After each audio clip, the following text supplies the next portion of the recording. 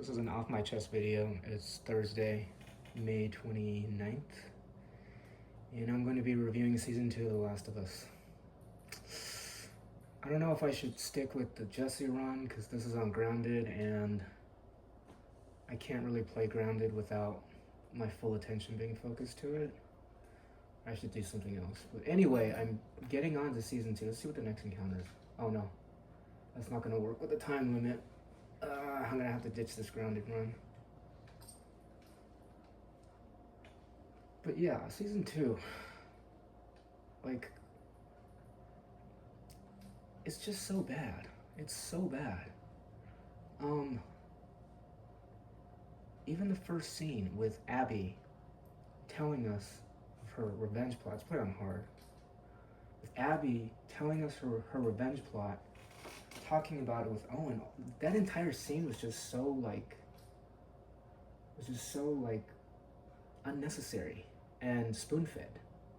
You know, you watch TV shows, the best TV shows do not treat their audiences like the audiences are retards. They just don't, right? You think of something like The Sopranos or Deadwood. You know, those shows are for people who are smart. And The Last of Us fans are really smart. So, part 1 with Abby. As well, I think Caitlin Dever is miscast. She does look like Abby in the face, but I think she's like, what, 5'2", 5'1" at most. Abby's 6 feet tall. It's in the game. It's canon. It's in the aquarium scene with Yara. Okay, that's ding number 1. And I will remind you that I rated season 1 as 6 out of 10, especially by HBO standards. So yeah, that whole scene with Abby and Owen and Nora, that was just unnecessary. And when you have an Abby so small, why would you cast an Owen who is so hulking huge? I mean, it's just crazy, and they just like... Anyway, that first episode, that first scene was pretty awful. And then we start getting into Jackson. And this is the part where I wanted to make this video because I saw a video from a fellow YouTuber, and I like the word that he used. He used the term stoic for Ellie. Oops. Uh-oh, more ammo. Ellie is stoic.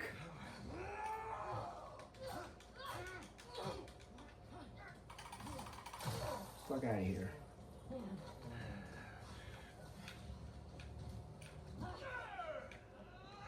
That's the perfect word to use for Ellie. Okay, Ellie did not have any bit of personal growth between season 1 and season 2 in the show. Whereas we know in game, Ellie is a totally different person. So you have to get that tone down right. If you don't, it's just not Ellie, you know? It's some weird copy clone of Ellie that's not Ellie. Right? And so it's just so frustrating. Like that scene with her and Tommy, her yelling, I'm immune, I'm immune. Like, come on. How much of a contrast can you have? Ellie in game, part 2, is incredibly mature. She is stoic. My personal opinion is she is stoic in large part because she suffers from major depressive disorder. And I don't really think it is caused by Joel or Joel's lie. I think it goes all the way back to David.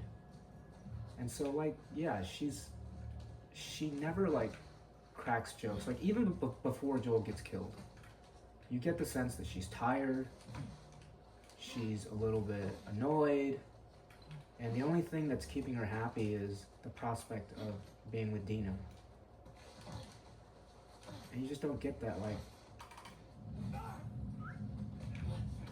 you just don't get that, like, in the show. Uh-oh. I'll take the direction. Oh, y'all just might kill me. What? Y'all just might kill me.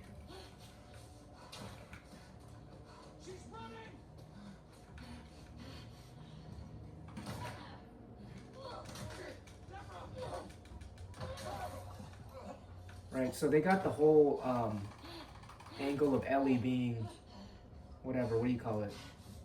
Childish down to a T. But that's not Ellie. That is just not Ellie. And Dina was also badly written. Dina's dialogue lines are like, basically like, just all exposition and jokes. It's extremely trite and childish. We can talk about Jesse as well. Okay, Jesse is not Jesse unless he has a mullet. You might think that's funny, but I also happen to believe Joel isn't Joel without a full, thick beard. And how difficult is that to do? I mean, to put a mullet on Jesse and to put a beard on Pedro Pascal, that's a very small ask. And yet they don't do it. And so, like, the entire game is not just tonally off, wrong, and the people who only watch the show, I'm sorry, you guys got a dumbed down version. It's also incredibly rushed, those 3 days. And that encounter at the TV station, like, Ellie's like, I've seen videos uploaded by Anthony Caliber showing how, showing Ellie doesn't even know how to fire a gun. Yeah, she can't even fire a gun correctly. In the actual games, Ellie always two-hand fires her gun. I mean, if you're a gun person, you know that that's the correct way to fire a gun. You don't fire a gun one-handed or slanted sideways. So I do agree with Anthony Caliber's assessment in that episode where Jesse comes and saves them. It's like these two are just way in over their heads. It's totally ass backwards because in the game, it's Ellie and Dina who go after Tommy and they're following his trail and they're doing just as well as he is, you know, with their, you know, assassin type antics. As opposed to Tommy's sniper antics. And the show just completely got it wrong. Like, Tommy's supposed to be with his brother. That informs Tommy's character development. It really does. You go back to the farm scene. Tommy is a changed man. So I'm not sure about the choices having Tommy be a father and losing that connection with Joel. Again, this is an off my chest ramble. I don't have a problem with Bella Ramsey. Don't get me wrong. I think she's terrific. I think it's just the writing, man, because when you watch Bella Ramsey's interviews, she sounds exactly as you would expect a 19-year-old, 20-year-old person to sound like. She doesn't sound like a kid. But they wrote Ellie as a kid. And, like, they just did so much unnecessary stuff. Like, the first scene of Ellie taking down that guy in Jackson, Jesse was like, oh, we pulled punches. Okay, so you're basically saying that Ellie cannot hang with the men. Not only is that sexist, it's just not the case here. They just completely ruined Ellie's character for no reason at all. For no reason at all. And the reason why I'm so ticked about this, so if I were to give a rating to season 2, I'd probably rate it 3 or 4 out of 10. Especially for HBO standards. I mean, you gotta be kidding me. Like, HBO is responsible for so many amazing shows. I already mentioned The Sopranos, Deadwood. Just so happens that our baby girl, Ellie, is also a fan of The Sopranos and Deadwood. And I think Naughty Dog, or Neil Druckmann, is at the very least a fan of Deadwood, because we have Bill, who's played by Earl Brown. We have Ellie's Deadwood t-shirt skin. And And last but not least, most importantly, we have Ellie and Sam with the scene of them counting canned peaches. So, I mean, that's kind of a neither here nor there. I'm just pointing out the references to Deadwood, but again, it makes me upset that we're not going to be getting a second half. We're not going to be getting a redemption arc for Ellie because Naughty Dog has not confirmed they're making a new game, but it's not like The Last of Us 3. If I were a betting man today, I would bet it's not The Last of Us 3, and I would bet that it's possible that HBO doesn't even renew season 3 because you have a drop off of viewership of 50%. Like, where are you going, Ellie? Like, Jesse's here? And like Jesse, man, like at least give him a mullet to fuck with, you know? And I didn't like the way he was written. Jesse's a nice and caring guy, and that just doesn't come across in the games. I'll molly these two.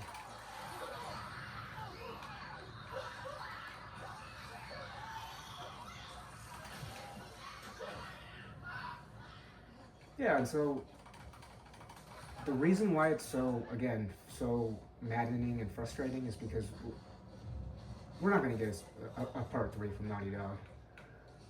And that just sucks because Naughty Dog, I think, is the only Western dev, that can compete with the Japanese devs. The Japanese devs have the best game feel, the best mechanics. They were first to 60 FPS, so on and so forth. And we're just not getting that. I don't even know what I'm doing. Let's see how. Oh, okay. Wait. I just failed. But yeah, I mean, it's so disappointing what they did. I just cannot. Like, every week you still watch and you hope it gets better and it doesn't get better. And it's like, dude, let's do Lev. Get some of that bow action. It's like, dude, why is this getting worse and worse and worse? So the entire Abby monologue scene with Joel, totally unnecessary. I mean, you would have to be the R word to not understand the subtext in the games. Okay, so the game cutscene 100 times better than what actually played out with Pedro and Caitlin. Game, Abby actually did have a speech prepared. It's just Joel beat her to the punch, and that pissed her off, and that's what made her decide to torture him.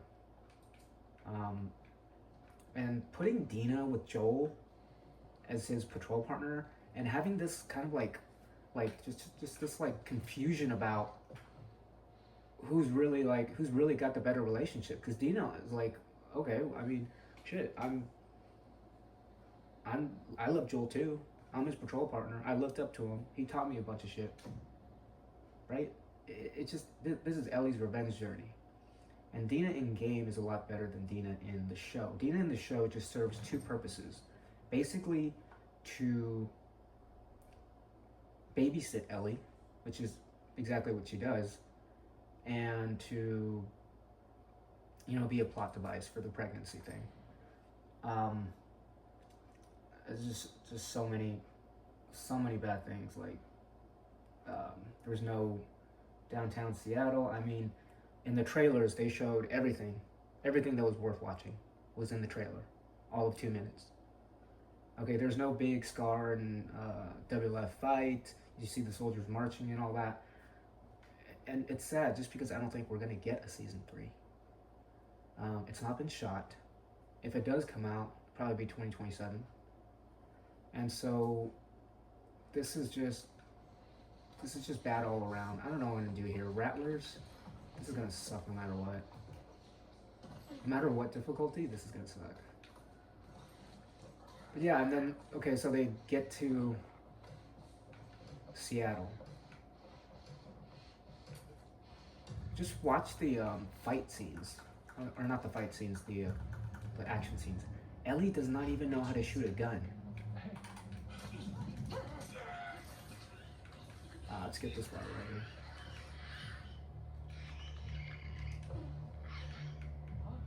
here. Wait, you spawned there?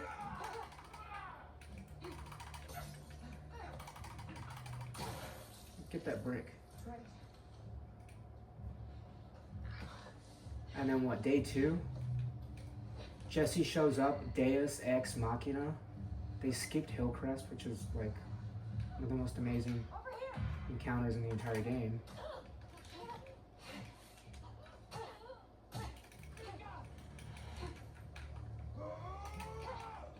Get that. Oh, what the fuck? They spawned near me? I mean, I knew that. But, yeah, it's just so terrible, man. This is not HBO quality. This is not what I expect from HBO. If this is what we get from HBO, then screw it.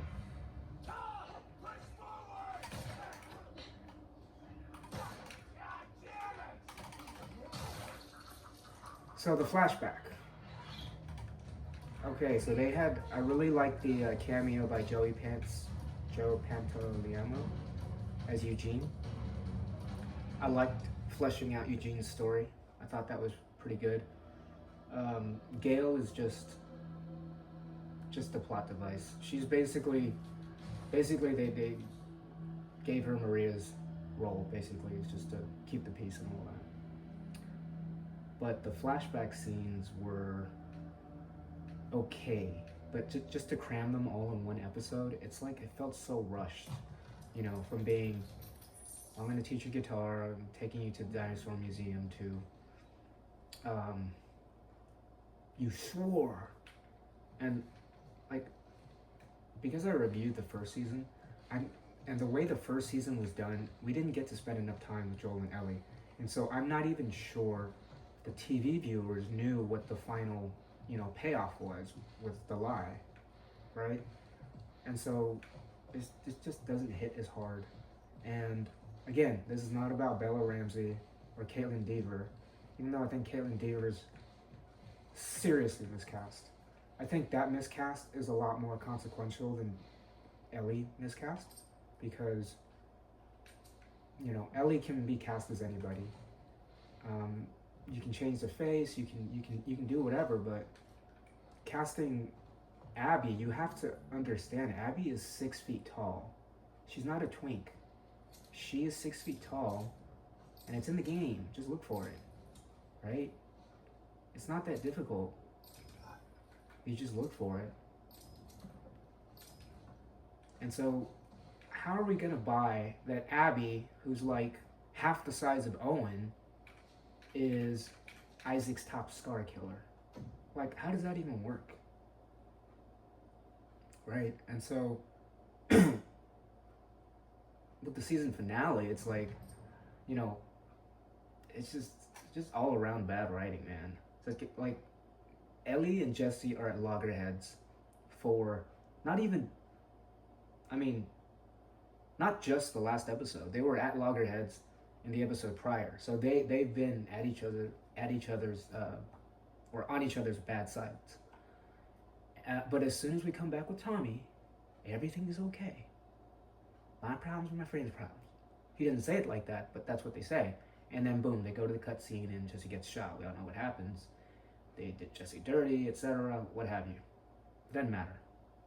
The Jesse in the game doesn't give vibes that he's a kind and caring and responsible person. Responsible, maybe, but he comes off as selfish and arrogant. That's not how Jesse is in the game. Jesse's a really good friend in the game. Let's talk about, I guess, Abby's crew. There's not much to talk about aside from the fact that, I don't know if I can survive this. There's no bottle here? Are you kidding me?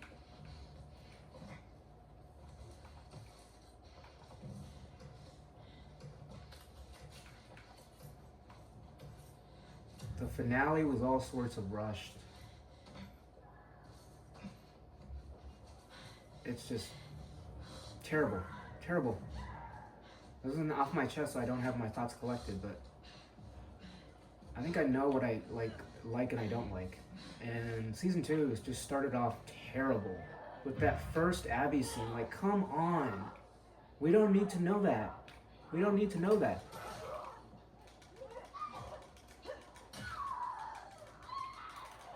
What? No, I dodged that one.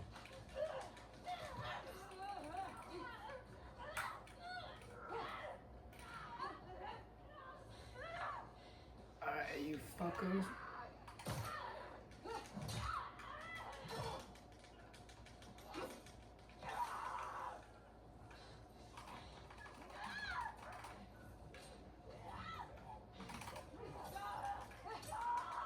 A fast stab there, but yeah, it's so terrible, man. Like,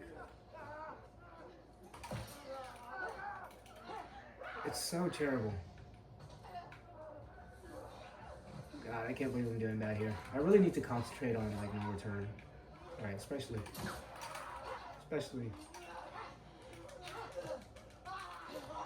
that, yeah.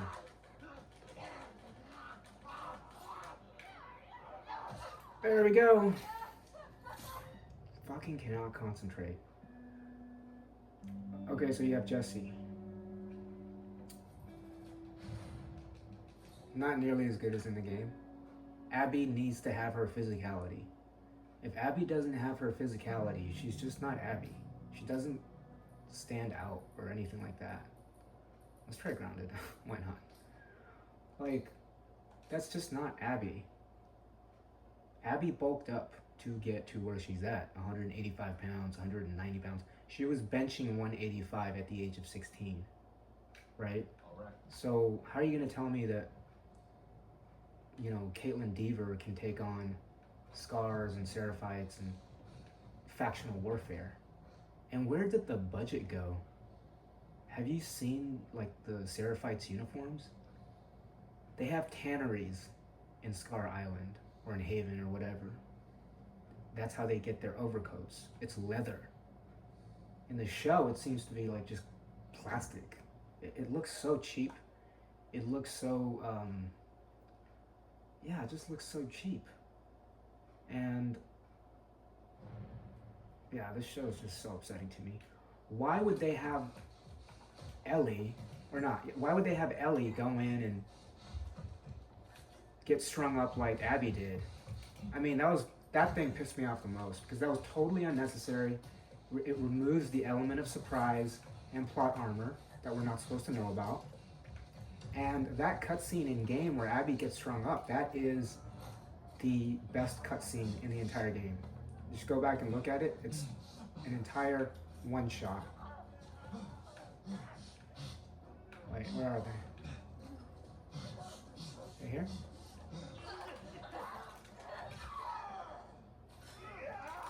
Oh shit. I have to matrix that one. Oh, fuck.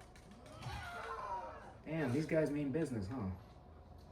It just takes the entire element of surprise out of Abby's scene. And I know I'm gonna just absolutely hate the way they changed Lev and Yara. I'm gonna have to get some health.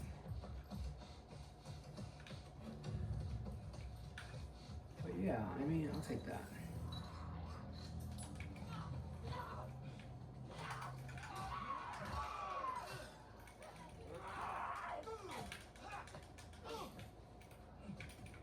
Oh, you don't want to?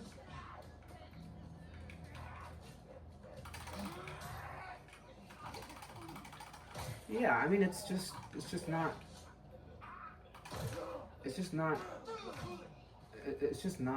our characters. It's not, none of them are our characters. Even Joel, like I said in my last review of season 1, Joel is not a crybaby. He is not somebody who's like, ooh, oh, woe is me, etc. He is an absolute unit. He does not spaz out like Tony Soprano.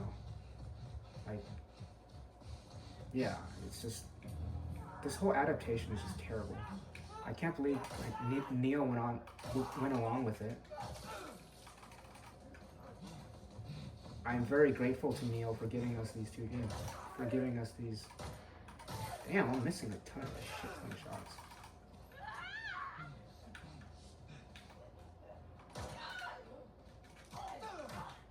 Yeah, what else?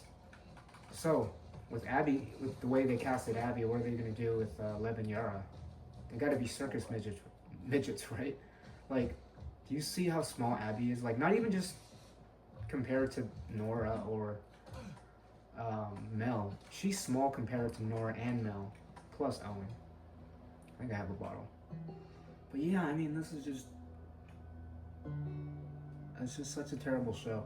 And the worst part is, what many viewers have hit upon, I can't believe I got an S. I took a little bit of damage from trying to dodge all those punches. But the main gripe is they make Ellie look like a total incompetent. And that is exactly the opposite of what she is in the game. She is a total fucking killing machine. Like, she has the wolves on edge. Like, she totally destroys them. Probably save this for a different a run afterward, but she's a total, like, killing machine. She doesn't need Dina's help. Dina's help is fine, but Ellie can triangulate stuff. She can read a map. She's not stupid. Ellie in the show just seems stupid. Like, I'm definitely going for the Assault Overlook. It's a terrible map, but yeah, I'll go for that. She's not stupid, right? And when you make Ellie stupid, there goes your show. I think Bella Ramsey could have pulled it off. It's just terrible writing. Like, just the writing is so terrible. To the point where, you know, she should have been able to carry the show along with, you know, Dina, Jesse, supporting characters and all that. And that's it. But she can't, because Ellie is still stuck in a 12, 13-year-old mental phase. Now, again, to reiterate, I think Ellie is a victim of major depressive disorder, and this is even before they get to Jackson. I think it happens after the David encounter, where she's totally walled off. And then, you know, with the giraffes, it was like a rays of light shining through the cracks, but she was totally depressed. And the way Ellie expresses it, based on her personality, is stoicism. Okay, so she's not overly congenial. She is stoic. Nothing rattles her except her inner demons. She's very much like Joel. And to have her being played like that, like so incompetently, it's just extremely jarring. And it's what they left us with. So they left us with this sort of like contrast with the theater confrontation at the very end, with Ellie and Abby facing off. Okay, what have you seen Abby done this entire season? Okay, try to corner a patrol, get Joel, torture him, get back. Okay, that's all pretty standard. What have we seen Ellie done? Make mistake after mistake, have characters after characters telling her literally that she's dumb, that she's stupid, or that she can't think before she speaks a word. Just that one scene in, I mean, this is a reference to Changing Strings, that flashback, but in the show they made it into a sniper shooting section with Tommy in the snow in Jackson, and Ellie like starts yelling, "I'm immune, I'm infected, I'm immune." Can you imagine part 2 Ellie doing anything like that? Can you even imagine? She would never do that. The first time she tells anybody, it's to Dina, and she was doing so sincerely, and Dina thought it was a joke, and most people would probably have reacted the way Dina reacted. And the Dina-Ellie relationship dynamic is totally twisted and messed up, because they communicate almost too well in the show. In the game, they have major communication issues that is not, that kind of boils up to a head at the farm. And you can tell this very early on, even by looking at Ellie's journal. The how she's like so nervous around Dina, and she says "fuck" when she feels like she's about to spoil it, and so they have communication issues. Like it took a joint full of dead weed, most likely dead weed, to get them to get it on, and that's just human nature. It's physical stuff. They still have communication issues, and so ah, just the show is so trashy. It's almost like, I don't know what you would call like a fake knockoff. It's like a fake knockoff of The Last of Us Part 2. And going back to season 1, I would say the same about season 1 because they just changed Joel way too much for my liking. Having him spaz out, having him confess that he's going deaf and he can't handle the Raiders and all of that. That's 180 degrees the opposite of who Joel is.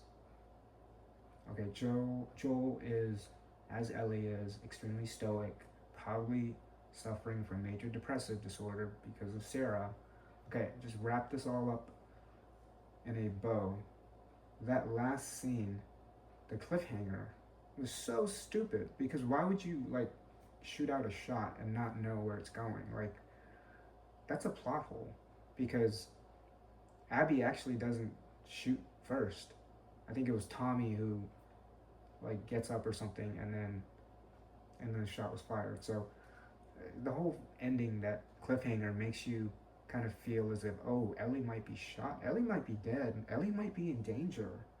They killed Joel, they can kill Ellie. This is kind of like Game of Thrones or The Sopranos, where you never know who's gonna get their dome capped next week. It was totally dumb. And then the reveal at the very end of Abby day one in Seattle was just not necessary, and I think will turn a lot of people off. I mean, as a game fan, I didn't mind it all that much, but when you've been chasing this girl for the entire season, when she's the one who killed Pedro Pascal, who, by the way,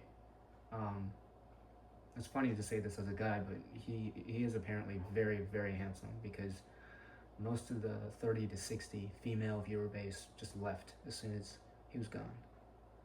So, but that was also super weird. Why would Abby say, oh, and they said he was handsome? Like, what? Like, that's just like, I don't know what the word for it is. It's just weird. And they have all these weird choices in this show. And again, Tommy should be there with his brother when his brother dies. That ties into Tommy's tragedy later on. And then hopefully, if we get a part 3, we can see Tommy redemption arc. Ellie definitely deserves a redemption arc, right? That's why we need a part 3. We need to see what Ellie, how she can redeem herself, how she can be a better friend to herself. And we really don't need to see Abby and Lev. I mean, I would love to have some flashbacks or flash forwards or some set pieces involving Abby and Lev, but I think their story's wrapped. I think Abby's fully redeemed herself by the end of part 2. And it's just Ellie who's in a ton of grief and loss. And it's just so unfortunate that with this crappy season 2, we're not going to get a season. We might not get a season 3. They haven't started filming. And my bets are that we're not going to be seeing The Last of Us Part 3, which is too bad because I thought the first game was fire. I thought the second game was fire times 10 because of the gameplay mechanics and, proning, dodging, jumping, and mixing all those together, and hammer swings and all that. And the fact that you can never turn weapons way off. That's a really fun part of Last of Us Part 2. I play no return every chance I get.